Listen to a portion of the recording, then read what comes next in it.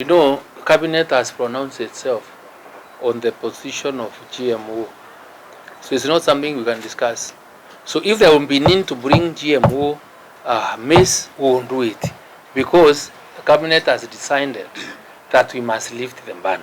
But remember, even if we were to get there, there are certain protocols that guide use our importation of GMO. There are those Cartagena protocols, those that I want to research and get to know about them. We have the National Biosafety Authority, which is now domiciled in this ministry. And because we are cognizant of the fact that the lives and the health of our people is so important to us, we cannot afford to be careless as a government.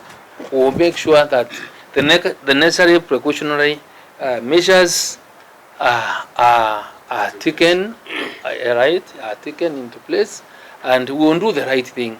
And we also require to allow the experts speak about some of the things that appear that are seriously academic, and we want people that can speak with the authority from a scientific point of view, because other than what you're also gathering from the media, who is it that can be able to tell us where or which journal, where is it that there has been linked, any cancer case has been linked to consumption of GMO?